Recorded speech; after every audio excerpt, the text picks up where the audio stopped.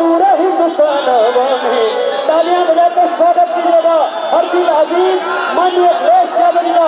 एक बार दोनों हाथ उठाइए जरा और जो मेरे साथ तालियां बजाइए। अरे यूपी में नहीं बल्कि पूरे हिंदुस्तान में हरे अखिलेश जी है, हरे अखिलेश जी है, यूपी में नहीं बल्कि पूरे हिंदुस्तान में, यूपी में नहीं बल्कि पूरे हिंदुस्तान में हरे अखिलेश जी है,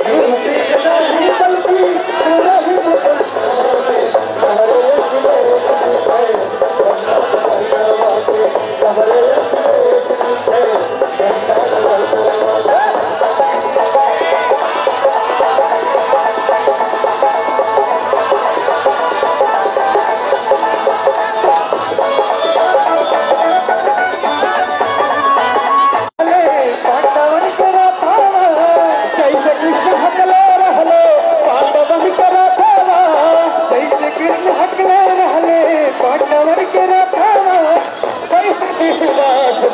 अखिलेश जी के सखवा, वैसे विश्वास बाटे अखिलेश जी के सखवा। क्षेत्र के विकास होई, क्षेत्र के विकास होई, इनका सपना में हरे अखिलेश जी है, होंडा गगना में हरे अखिलेश यादव जिंदाबाद, अखिलेश यादव जिंदाबाद, अखिलेश यादव जिंदाबाद, अखिलेश यादव जिंदाबाद, मसूद भाई जिंदाबाद, मसूद भाई जिंदाबाद। कृपया मंच का ध्यान रखिए। मंच साथियों, ये अमृत घोष का विमोचन, साथियों आमरण समाजवादी घोष का विमोचन माननीय राष्ट्रीय अध्यक्ष जी के करकमलों द्वारा संपन्न हुआ। माननीय राष्ट्रीय अध्यक्ष जी, इस पूरे जनपद के लोग, पूरे मंडल के लोग आपके उस सरकार को, जनता सरकार के आने के प्रतीक्षा में हैं। लोग बहुत बेसब्री से इंतजार कर रहे हैं कि कब वो दिन आएगा जब आप उत्तर प्रदेश के सिंहासन को संभालेंगे।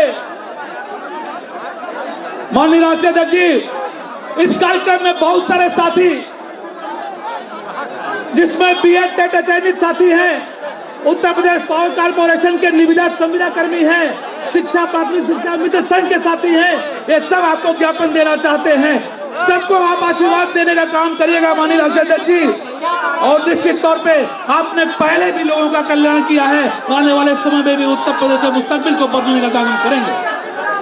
माननीय राष्ट्रीय अध्यक्ष जी,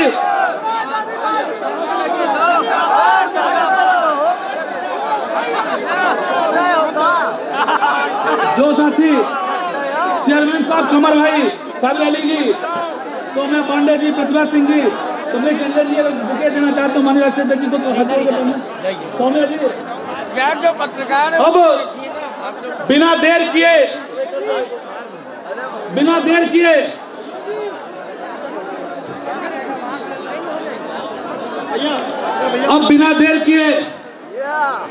हम भाई सूरज सिंह जी से गुजारिश करेंगे, भाई सूरज सिंह जी से गुजारिश करेंगे, भाई सूरज सिंह जी,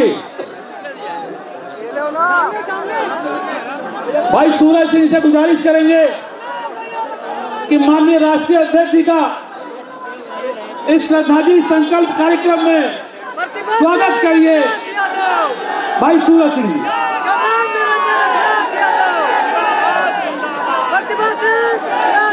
साथियों, डॉक्टर अश्विनी सिंह जी, चरक हॉस्पिटल लखनऊ, बुके देकर माननीय राष्ट्रीय अध्यक्ष जी का स्वागत करेंगे। डॉक्टर अश्विनी सिंह जी।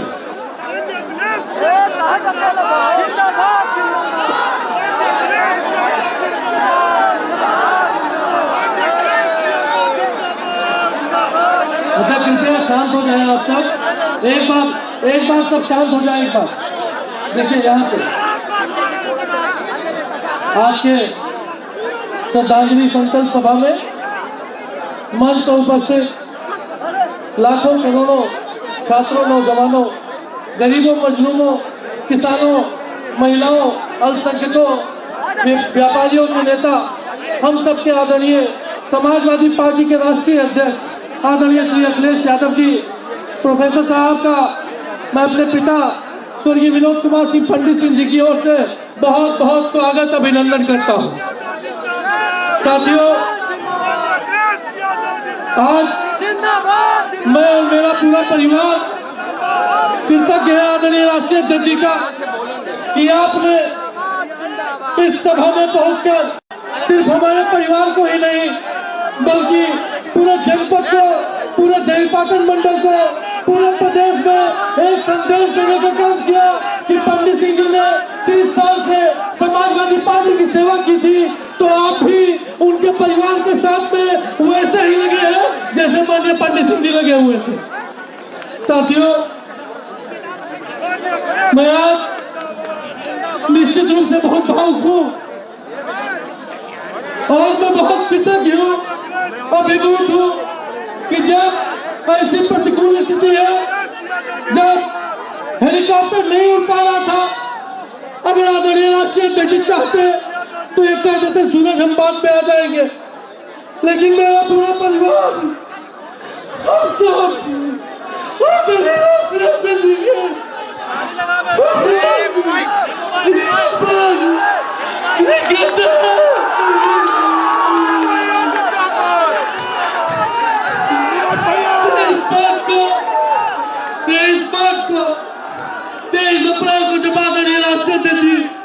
ये जान पाए कि मंत्री जी की तबीयत ज्यादा खराब हो गई है।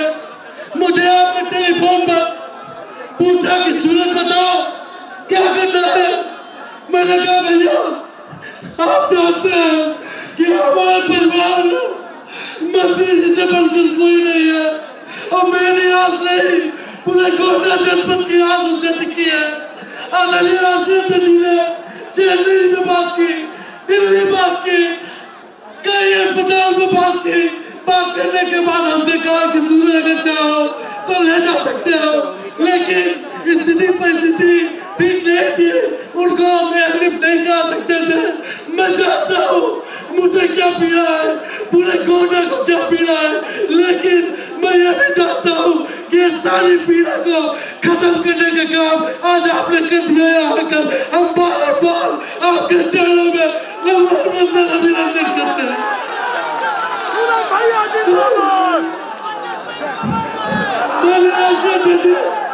मैं बहुत छोटा था, कक्षा 5 में पढ़ता था, कक्षा 5 में पढ़ता था, मैं क्लास 5 में पढ़ता था तो मंत्री जी पर हमला हुआ था, 19 गोलियां उनको लगी। उसके बाद आदरणीय राष्ट्रीय अध्यक्ष माननीय मुलायम सिंह यादव जी तत्कालीन मुख्यमंत्री थे, हेलीकॉप्टर भेजा उन्होंने। मैं कहता हूँ कि हम लोग आपके साथ से जुड़े, हमारे परिवार में समाजवादी खून है, मुलायम सिंह का खून है, आदरणीय अखिलेश भैया का खून है और आपको इस बात का विश्वास दिलाते हैं। जीते मरते जीवन भर परिवार से, तन मन धन से पार्टी की सेवा के लिए निस्वार्थ भाव से लगा रहूंगा। पूरा परिवार आपके साथ है। आज आपने यहाँ के मान सम्मान बढ़ा लिया, जनसभा कैंसिल हुई तो लगा कि हम मर जाएंगे। हमारे आपके बीच में है, हम आपसे निवेदन करें कि आइए अब इस जनता जनार्दन को आशीर्वाद देने का काम करिए, माननीय मंत्री जी को श्रद्धांजलि देने का काम करिए। माननीय प्रोफेसर समाजवादी पार्टी के राष्ट्रीय अध्यक्ष जी, यहाँ पर सभी बहनों और भाइयों, पत्रकार बंधु,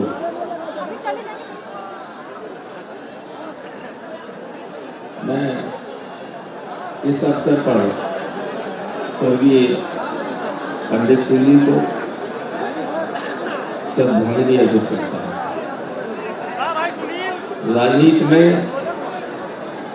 व्यक्ति की जो निष्ठा होती है वो सबसे महत्वपूर्ण होती है और मैं समझता हूं पंडित सिंह जी पार्टी के 100% निष्ठावान व्यक्ति, उनके जाने से और काम हुआ है। हम सब 22 का इंतजार कर रहे हैं। उनको सबसे बड़ी श्रद्धांजलि यही होगी कि हम अखिलेश जी को उत्तर प्रदेश का मुख्यमंत्री बनाएं और कोरोना से और इस मंदिर से ज्यादा सीटें और अधिकतम सीटें समाजवादी पार्टी को पक्ष में करें, क्योंकि ये एक ऐसे व्यक्ति को श्रद्धांजलि होगी जो जीवन भर पार्टी के प्रति समर्पित रहा, निष्ठावान रहा। एक आपसे प्रार्थना और है कि आप समाजवादी पार्टी को आप बड़े पैमाने में पाए हैं, आशीर्वाद दे ही उनके प्रत्याशियों को, जो भी प्रत्याशी है। मैं जानता हूं कि एक सीट से कई प्रत्याशी होते हैं, आवेदन करने वाले होते, इच्छुक होते, नहीं टिकट एक कोई मिलता है। जिसको पार्टी टिकट दे उसको जिताइए, और जो नहीं मिल पाते हैं, जो सरकार बनती है तो सरकार के पास इतने नहीं होते हैं कि उन सबको कहीं न कहीं समायोजित कर लेती है। इसलिए किसी को जिसको न मिले टिकट को कभी निराश न हो, सत्ता में पहुंचाइए, जिताइए लोगों को, अपने उम्मीदवार को। तो जो वंचित रह गए टिकट से उनको कहीं कहीं एडजस्ट कर दिया जाता है। इतना बड़ा राज्य है, इतने बड़े तमाम पद हैं कि हजारों लोग एडजस्ट किए जा सकते हैं। इसलिए ये निराश न हो, जब टिकट मिले जिसको मिले उसको जिताइए। और पंडित जी के बच्चों पर आशीर्वाद बनाए रखिएगा, हाथ उठा के कहिए कि जीवन भर उनका साथ देंगे।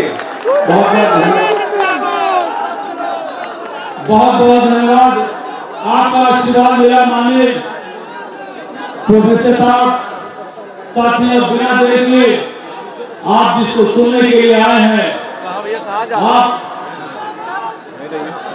हम सीधे अपने महबूब नेता और जिन पे टकरी लगा के हमारे लाखों नौजवान सुबह से प्रतीक्षा कर रहे हैं, परम आदरणीय समाजवादी पार्टी के राष्ट्रीय अध्यक्ष और पूर्व मुख्यमंत्री, 2022 में होने वाले मुख्यमंत्री आदरणीय परम आदरणीय माननीय श्री अखिलेश यादव से गुजारिश है कि हम कार्यकर्ताओं को संबोधित करिए। माननीय राष्ट्रीय अध्यक्ष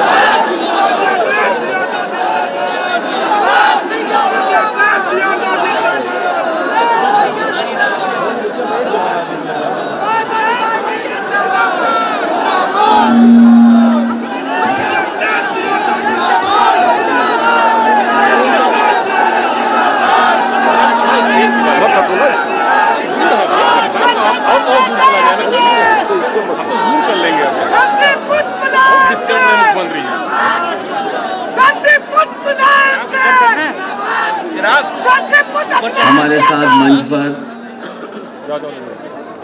समाजवादी पार्टी के प्रमुख राष्ट्रीय महासचिव आदरणीय राम गोपाल यादव जी, विधानसभा में रहे पूर्व में अध्यक्ष आदरणीय माता प्रसाद पांडे जी, पार्टी के जिला अध्यक्ष पप्पू यादव जी, मंच पर उपस्थित डॉक्टर अभिषेक सिंह जी, महेश सिंह जी, नरेंद्र सिंह जी,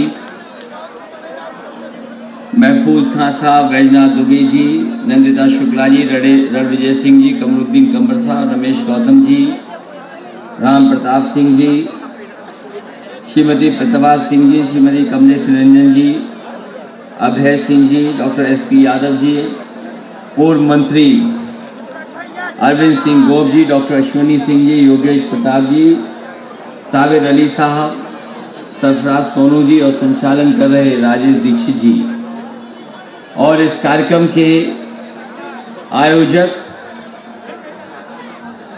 सूरज सिंह जी, और यहाँ पर उपस्थित सभी हमारे आदरणीय बुजुर्ग, माताएं, बहनें, नौजवान साथी, पत्रकार बंधु, आज हम और आप सब मिलकर के हमारे बीच में स्वर्गीय पंडित सिंह जी नहीं रहे, उन्हें याद कर रहे हैं। यहाँ जितने लोग भी बैठे हैं मंच पर और सभा में, ऐसा कोई नहीं होगा जिसने कंधे से कंधे मिलाकर के पंडित सिंह जी के साथ काम न किया हो। हम और आप लोग चाहे नाम भूल जाएं जो यहां मौजूद हैं, लेकिन पंडित सिंह जी ऐसे नेता थे जो हर एक कार्यकर्ता और अपने साथी को नाम से और पहचानते थे उसे। लगातार जीवन भर आपके बीच में और लगातार अपना पूरा जीवन उन्होंने आपके और समाजवादी पार्टी को बढ़ाने में गुजार दिया। मुझे याद है वो समय जब पहली बार मैं यहां पर क्रांति रथ लेकर के आया था और गोंडा जिला इतना बड़ा नहीं हुआ था, ना शहर इतना बड़ा था। मैंने कहा कि मैं पहली बार गोंडा जा रहा हूं। उस समय नेताजी ने कहा कि आप चिंता मत करना, वहां पंडित सिंह जी हैं और ऐसा साथी है समाजवादी पार्टी का जो पूरा ध्यान रखेगा। जब मैं क्रांति रथ लेकर के यहां आया, पुराने साथी जानते होंगे, पुराने यहां समाजवादी साथी मौजूद होंगे, वो जानते होंगे। जब मैं क्रांति रथ लेकर के आया, पीडब्ल्यूडी के वहां पर पहुंचा था मैं, और जब मैंने अंदर देखा तो कहीं भी खिड़की पे कहीं शीशे नहीं थे। पीडब्ल्यूडी का जो स्थान था वो रहने लायक नहीं था। उसी समय पंडित जी ने कहा कि आप आए जरूर हो, लेकिन गोंडा में कोई सरकारी ऐसी जगह नहीं जहां पर अच्छी तरह रह सको। उन्होंने उसी समय मुझे अपने घर लाकर के रुकाने का काम किया।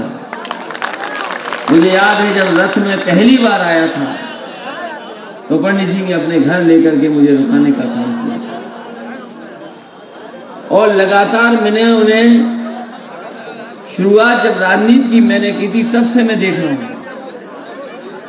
वो ऐसे साहसी व्यक्तित्व के नेता थे, वो किसी से भी टकरा सकते थे और अगर उन्हें कभी किसी से मुकाबला भी करना पड़ा होगा तो पंडित सिंह जैसा नेता पीछे नहीं हटा, सामने खड़े होकर के मुकाबला किया। उनकी बातचीत करने का तरीका, उनका बातचीत करने का तरीका किसी को निराश नहीं करता था, कोई दुखी नहीं होता था। और मुझे याद है कभी कभी वो सत्य भी बोल देते थे,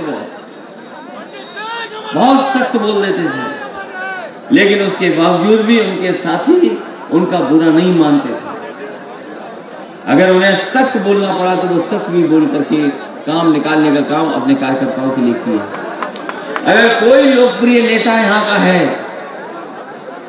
मैंने कई बार गोंडा आकर के आपके बीच में कार्यक्रम किया है, पंडित सिंह जी इतना लोकप्रिय नेता हमें कोई दिखाई नहीं दिया जितना वो नेता हमारे लोकप्रिय थे।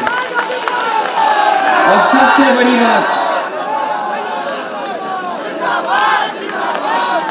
बड़ी बात यह है कि जिस समय एक बार कोई ऐसी बात हो गई थी जब मुझे मंत्री पद से हटाना पड़ा था, तो मैंने कहा इतने बड़े नेता हैं, इनको कैसे मंत्री पद से हटाएं? नेताजी ने कहा कि ये अपने परिवार का सदस्य है, अगर हटा भी दोगे तो बुरा नहीं मानेंगे। और मुझे याद है कि मैंने उन्हें हटाया और जैसे ही मामला रफा दफा हुआ वो पुनः मंत्री बनाए गए। आज हम दुखी है और उनके परिवार के लोग आज सब इकट्ठे हैं। हमें इस बात का दुख है कि हमें और आपको नहीं पता था कि इतनी जल्दी हमारे बीच से चले जाएंगे।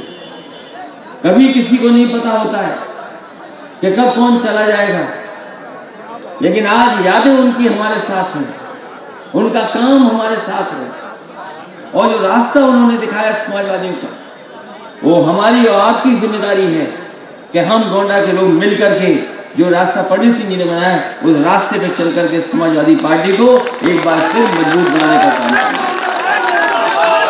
सूरज यहां पर है, सूरज सिंह यहां है, इन्होंने देखा है और इनके परिवार के सदस्यों ने देखा कि जब बीमार हुए तो क्या नहीं करना पड़ा। जहां इलाज करा सकते थे वहां इलाज कराने के लिए लेकर के गए। उन्हें अगर सरकारी अस्पताल लोहिया में इलाज हो सकता था लोहिया में लेकर गए, अगर दूसरे प्राइवेट हॉस्पिटल में ले जाकर के इलाज अच्छा हो सकता था वहां भी इलाज कराया। एक अस्पताल से दूसरा अस्पताल से तीसरा अस्पताल, और एक समय ऐसा आया कि उन्हें इतनी जरूरत थी दवाइयों की और जो मशीनें होती हैं आखिरी वक्त पर जिस मशीनों से सांस दिलाई जा सकती है, हम लोगों ने भी संपर्क किया। सूरज लगातार संपर्क करते रहे और एक समय ऐसा है कि शायद इन्हें लखनऊ से दिल्ली या हैदराबाद या किसी बड़े अस्पताल में ले जाना पड़ सकता है। सब तैयारी कर ली। एक आखिरी रास्ता वही था कि अगर हम लंग्स को ट्रांसफर करा दें या लंग्स को हम बदलवा दें या मशीन से चला दें तो संभव था उनका जीवन। लेकिन भगवान की यही इच्छा थी कि हम और सब परिवार के लोग जो कुछ कर सकते थे वो करते रहे। उन्हें पैसे की परवाह नहीं थी, उन्हें किसी चीज की परवाह नहीं थी। केवल उन्हें चिंता इस बात की थी कि पंडित सिंह जी का इलाज कहीं भी हो जाए, कहीं भी उनके लंग्स बच जाए, उनका जीवन बच जाए। यही पूरा परिवार, यही सूरज दिन रात सुबह शाम यही चिंता में डूबे थे। लेकिन भगवान की इच्छा ऐसी थी कि हम लोग नहीं बचा पाए। आज हमारे बीच नहीं है, लेकिन ये हमारी आपकी जिम्मेदारी बनती है कि वो जीवन भर गरीबों के लिए लड़ते रहे, आपको न्याय दिलाने के लिए लड़ते रहे। इसलिए एक होकर के इस बार उनका साथ देना और उनके बताए हुए रास्ते पर एक बार पुनः समाजवादी पार्टी को यहां से ऐतिहासिक जीत दिलाना है। मुझे आपके बीच में रथ के कार्यक्रम से जाना था, मुझे आपके बीच में रथ के कार्यक्रम से जाना था, लेकिन रथ का कार्यक्रम संभव नहीं था। इधर सभी पॉलिटिकल पार्टीज ने इस बीमारी को दोबारा देखते हुए सभी कार्यक्रमों को निरस्त किया है और आगे फैसला लिया कि जब इलेक्शन कमीशन अपना प्रोटोकॉल और नियम बना देगा तब जाकर के कार्यक्रम करेंगे। इसीलिए रथ का कार्यक्रम नहीं हो पाया। लेकिन जिस तरह की बीमारी है, पता नहीं कब किसके साथ आ जाएगी। कभी कभी लगता है ये बीमारी है और कभी कभी लगता है कि पता नहीं बीमारी किस रूप में है। और फिर एक माहौल बना है कि बीमारी आ गई है। अगर ये बीमारी आ गई तो हमें और आपको सावधान रहना पड़ेगा, क्योंकि हमने अपनों को खोया है। ये सही बात है कि सबको बीमारी नहीं हो रही, लेकिन कई बार ये भी है कि अगर बीमारी आ गई तो इसका इलाज नहीं है। जिस समय ये नई नई बीमारी आई थी, लोगों को और डॉक्टरों को नहीं पता था। पूरे देश के डॉक्टर सब प्रयास कर रहे थे कि कैसे इस बीमारी से लड़ा जाए। उस समय भी जो इलाज मिल रहा था, कभी कोई दवाई खानी पड़ रही थी, कभी दूसरी दवाई खानी पड़ रही थी, तब जाकर के हम लोग अपना इलाज करा पाए हैं। और एक समय ऐसा देखा हम लोगों ने, जिस समय लॉकडाउन लगा, पूरे देश के हमारे मजदूर भाई पैदल पैदल चल करके आए। गोंडा में भी आपको पता होगा, न जाने कितने मजदूर भाई पैदल चल करके आए। बगल के जिले के बहराइच के लोगों को पता होगा, फैजाबाद के लोगों को पता होगा कि लॉकडाउन के समय पर उन्हें जहां कहीं भी थे, सरकार ने अनाज छोड़ दिया, वो पैदल पैदल चल करके अपने घर पहुंचे। कोई 400 किलोमीटर चल के आया, कोई 500 किलोमीटर चल के आया, कोई 1000 किलोमीटर चल के आया, कोई अपने इंतजाम से आया, कोई ट्रकों पर बैठ करके आया, और कई ऐसे लोग भी हैं जो साइकिल चला चला करके अपने घर पहुंचे थे। उस समय जब सरकार को मदद करनी चाहिए थी, तब भी सरकार ने मजदूरों की मदद नहीं की, उन्हें अनाज छोड़ दिया। और हम जानते हैं कि कई ऐसे हमारे मजदूर भाई हैं, वो घर नहीं पहुंच पाए, उनकी जान चली गई, किसी सरकार ने उनकी मदद नहीं की। अगर कोई मदद करने के लिए आगे आया तो वो समाजवादी लोग थे, जो आगे आकर के मजदूर भाइयों के परिवारों की मदद करने का काम किया। उन परिवारों की मदद हुई है, समाजवादियों ने की। और यह बहुत सारे समाजवादी लोग हैं जिन्होंने खाना बांट करके, अनाज बांट करके, राशन बांट करके, उस समय जब सरकार को मदद करना चाहिए था, नहीं मदद की। हमारे अपने समाजवादियों ने और बहुत सारी एनजीओ संस्थाओं ने मदद की। और जब बीमारी आई तो लोग भागते रहे अस्पताल के लिए, बिस्तर के लिए, दवाई के लिए और ऑक्सीजन के लिए। हमें पता है कि बहुत सारी रिपोर्टें जो पड़ी हैं, उन रिपोर्टों में यह है कि अगर ऑक्सीजन समय पर मिल गई होती तो बहुत सारे लोगों की जान बच जाती, समय पर ऑक्सीजन मिल जाती तो जान बच जाती। लेकिन ये सरकार जो दवाई नहीं दे पाई, बिस्तर नहीं दे पाई, ऑक्सीजन नहीं दे पाई, जिसके कारण बड़े पैमाने पर लोगों की जान चली गई। आज स्वीकार नहीं कर रही सरकार इस बात को। आज सरकार ये भी नहीं कह रही कि कोरोना के समय कितने लोगों की जान गई। आज सरकार इस बात का भी नहीं स्वीकार कर रही कि हमारे किसानों का, गरीबों का और व्यापारियों का कितना नुकसान हुआ कोरोना के समय पर, बीमारी के समय पर। आज भी स्वीकार नहीं कर रही सरकार। ये भी नहीं स्वीकार कर रही है कि जिस तरीके से बीमारी आई, बड़े पैमाने पर नौजवानों की नौकरी और रोजगार छूट गए, कोई सरकार स्वीकार करने वाली नहीं और गिनती भी नहीं बता रही है। अभी जो विज्ञापन आ रहे हैं, बड़े बड़े विज्ञापन, कभी किसी सरकार ने ऐसे विज्ञापन नहीं दिए होंगे, झूठे विज्ञापन, जितने इस सरकार ने झूठे विज्ञापन दिए। अगर अखबार उठा करके देखें तो जितने विज्ञापन आ रहे हैं सब झूठे विज्ञापन हैं। एक भी विज्ञापन सच्चाई का नहीं है।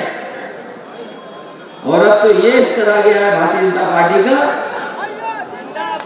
इतना घबरा गए हैं वो समाजवादियों से, इतना घबरा गए हैं कि सरकारी पैसे से भी लाल टोपी पहन के विज्ञापन आ रहा है। ये इतने घबराए हुए हैं, इतना घबरा गए कि बताइए विज्ञापन में भी लाल टोपी पहन के आ रहे हैं। और वो तस्वीरें कौन भूल सकता है? बताओ, सबसे तस्वीरें देखी होंगी, वो मां गंगा की कितनी लाशें वहां बह रही थी। कोई ऐसा नहीं होगा जिसने वो तस्वीरें नहीं देखी हो।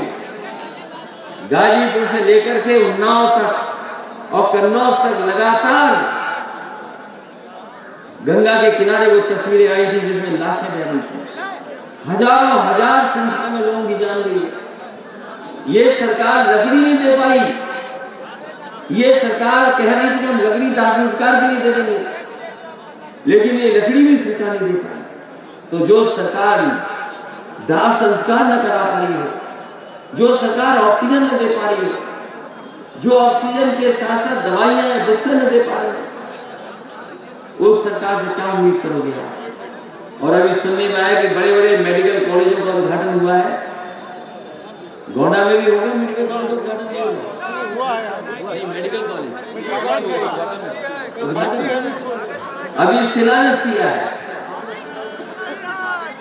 जो समाजवादियों के समय का अस्पताल बना था, जो समाजवादियों के समय अस्पताल बना था, वही मेडिकल कॉलेज बन रहा है।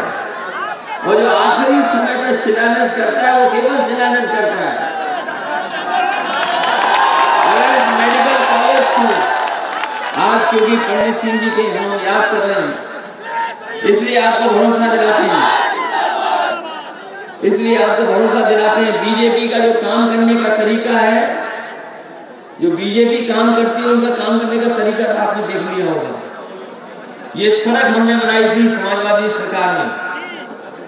ये जो आपकी 4 लेन सड़क है, ये जो कन्नैलगंज होकर के आपको गोंडा को जोड़ रही है, जरवल और गोंडा सड़क, ये मैंने दी थी।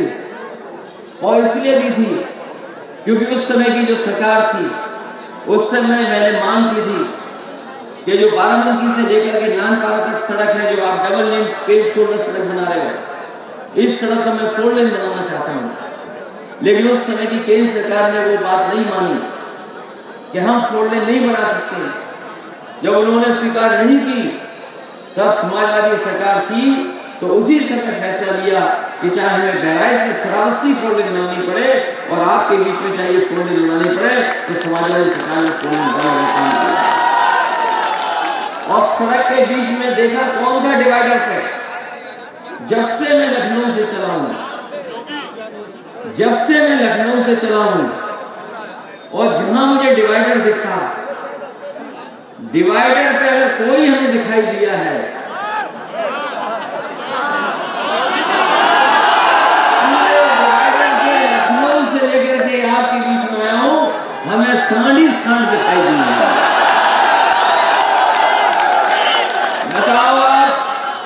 डिवाइडर से सांड हटाओगे कि नहीं हटाओगे? और अगर कोई हमारा यकीन न करे पत्रकार साथी, तो गाड़ी उठाए और दोबारा इधर से वापस चला जाए लखनऊ, अपने आप देख लेना डिवाइडर पे कौन बैठा है। महंगाई बढ़ी कि नहीं बढ़ी बताओ? पेट्रोल 100 से पार हो गया कि नहीं हो गया? हमारे किसान भाई भी यहां मौजूद हैं।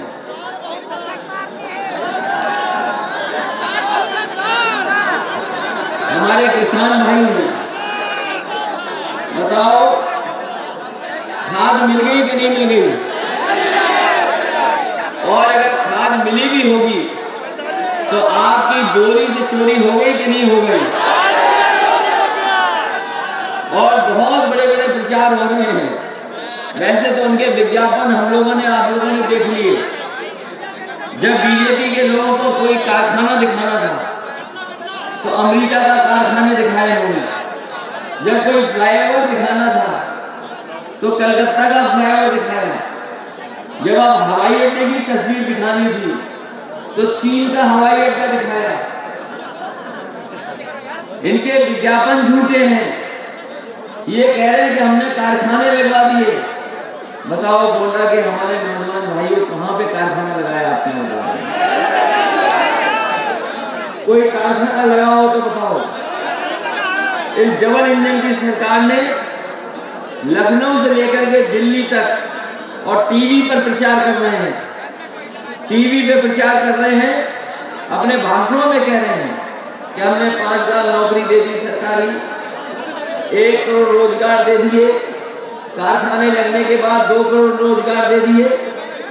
तो बताइए 3 करोड़ 5 लाख रोजगार और नौकरी में गोंडा के नौजवानों को कितनी नौकरी मिली है बता दो।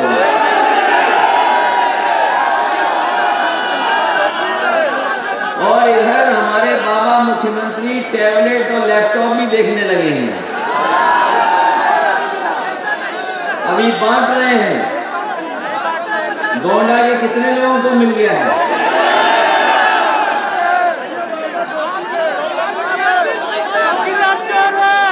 किसी को मिल गया हो तो बताओ आप। और यही नहीं, समाजवादी पार्टी ने तय किया है कि आने वाले समय में, क्योंकि आप सब जानते हो जो समाजवादी पार्टी कहती है वो करके दिखाती है। जिस तरह समाजवादी पार्टी ने एम्बुलेंस चलाई, आज भी एम्बुलेंस सड़कों पे दिखाई देती होंगी। चाहे पुलिस कवाड़ा हो गई हो, चाहे पुलिस कवाड़ा हो गई हो, लेकिन जो 100 नंबर वाली गाड़ी 112 अगर किसी ने चलाई थी तो समाजवादी लोगों ने चलाने का काम किया, वो आज भी दिखाई दे रही है। और उस समय जो लैपटॉप दिए थे, उस समय जो लैपटॉप दिए थे वो आज भी जिसके पास होंगे वो चल रहे होंगे। और यहां पर जितने खड़े लोग होंगे, ये अलग बात है कि वो प्राइवेट कंपनी है, लेकिन जितने लोग होंगे सब जियो पे चल रहे होंगे, जियो पर, जियो नेटवर्क पे चल रहे होंगे। अगर किसी ने उस समय बिछाया था तो समाजवादी लोग थे, जिसकी वजह से ऐसा अच्छा नेटवर्क बिछने का काम हुआ। और समाजवादी ने जो लैपटॉप दिया था वो आज भी चल रहा होगा, आज भी खराब नहीं हुआ होगा। इसलिए मैं आपसे कह के जा रहा हूं कि समाजवादी पार्टी ने तय किया है आने वाले समय में जब सरकार बनेगी तो हमें अपने सभी लोगों की 300 यूनिट फ्री बिजली देने का काम समाजवादी सरकार में होगा। ये हमारे गरीबों को बिजली का बिल बहुत आ रहा है।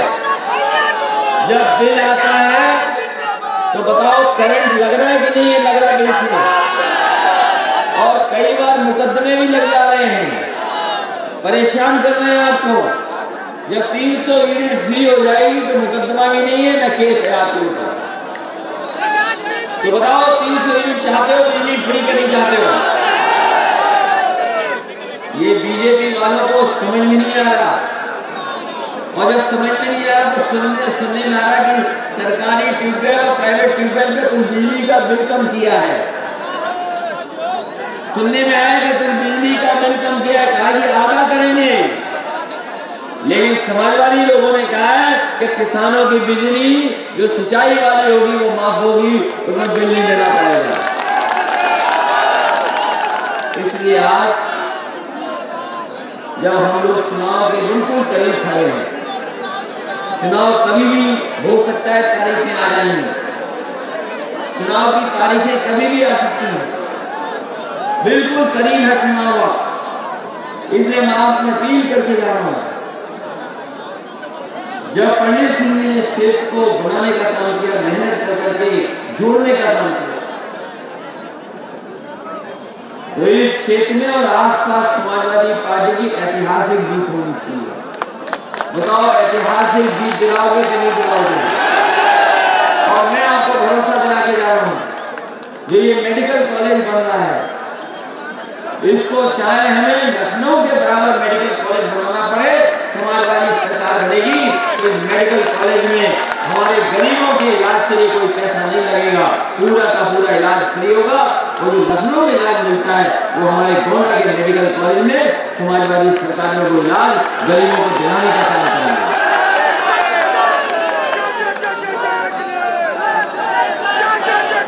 और गोंडा शहर बहुत पुराना है, अभी ये कस्बा ही है।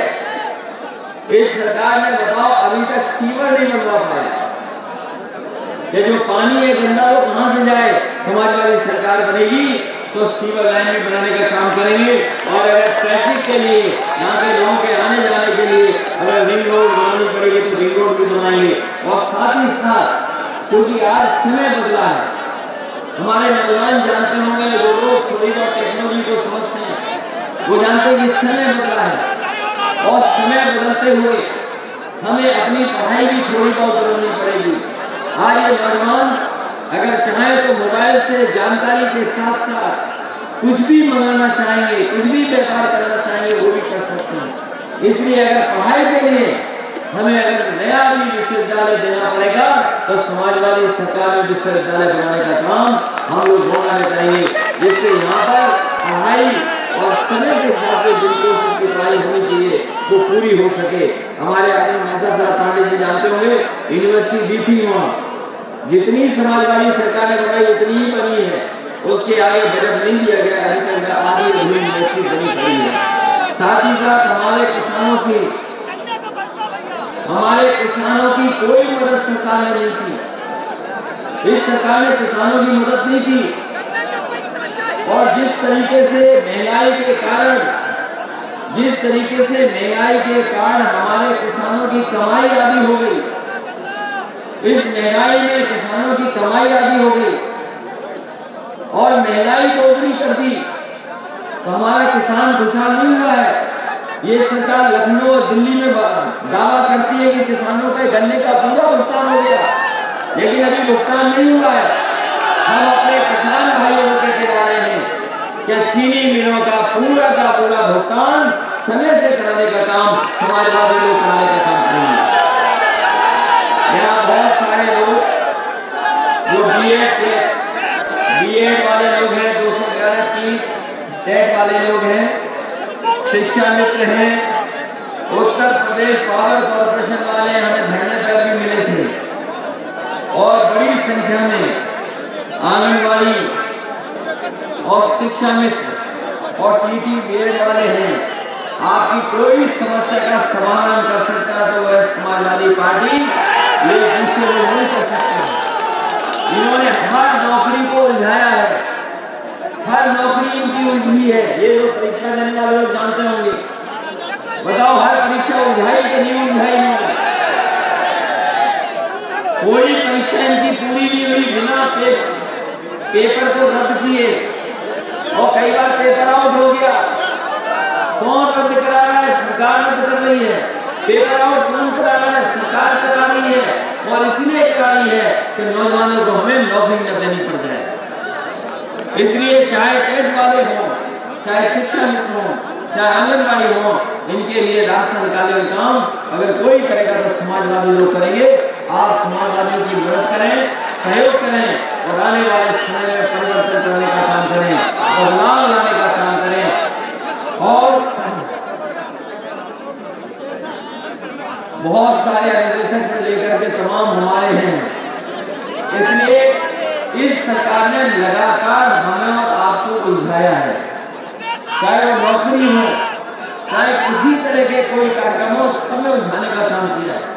इसलिए अगर कोई परिवर्तन ला सकता है तो आप परिवर्तन ला सकते हैं, और अगर कोई बदलाव ला सकता है तो समाजवादी लोग बदलाव ला सकते हैं। इसलिए आने वाले समय में समाजवादियों की मदद करो, समाजवादी पार्टी को ऐतिहासिक जीत दिलाओ, यही सबसे बड़ी श्रद्धांजलि पंडित सिंह जी को मिली होगी। बहुत बहुत बधाई और बहुत बहुत